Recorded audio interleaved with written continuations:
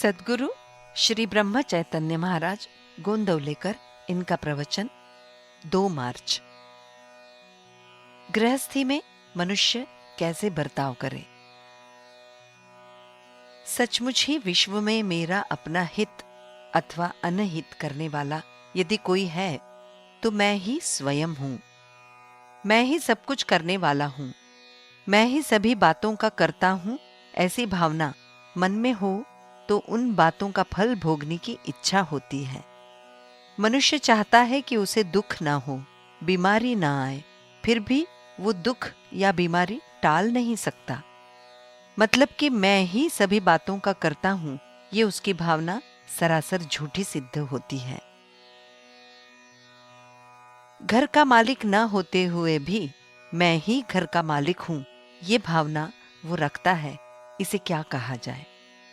अतः गृहस्थ और संतों में यही अंतर है कि संत कर्ता ईश्वर ही को मानते हैं और हम अपने आप को कर्ता मानते हैं।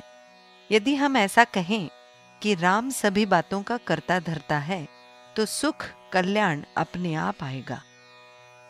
सब भगवान को सौंप दो और आराम से रहो, उसी में सच्चा हित है। यदि डॉक्टर ने कहा हो कि मरीज को मीठा खाने को मत दो और यदि हम उसे मीठा खाने को देते हैं तो हम उसका अनहित ही करते हैं। उसी प्रकार विषय वासना में उलझकर हम अपना ही अनहित करते हैं। मरीज या रोगी को 3 बातें करनी पड़ती है। 1 कुपथ्य टालना, दूसरी पथ्य के अनुसार खाना और तीसरी दवा लेना। वैसे ही भव रोगी को 3 बातें करनी पड़ती है। 1 दुस्संगति, अनाचार, मिथ्या भाषण, द्वेष, मत्सर आदि अवगुणों का त्याग करना। दूसरी सत्संगति, सद्ग्रंथ सेवन, सद्विचार, सदाचार का आचरण करना। तीसरी सबसे महत्वपूर्ण बात नाम स्मरण करना, यही औषधि सेवन है। साधना आयु पर अवलंबित नहीं है।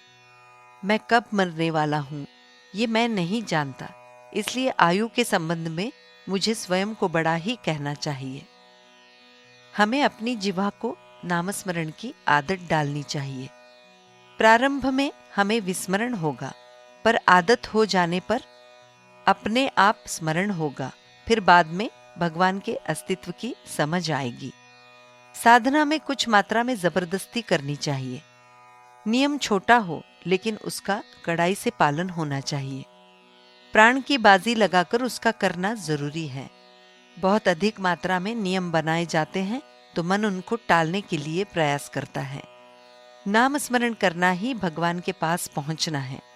जब हम साधना में आगे बढ़ जाते हैं तो हमें ये ध्यान में रखना चाहिए, कभी हम पीछे तो नहीं जा रहे। नाम स्मरण की लगन घटने के लिए कितनी ही बातें कारण होती हैं। ऐसी स्थिति में प्रयास पूर्वक हमें नामस्मरण करते रहना चाहिए। नामस्मरण में रुचि निर्माण करने के लिए नामस्मरण ही करते रहना चाहिए। भगवान को सबसे अधिक प्रिय यदि कोई बात है तो वो नामस्मरण ही है।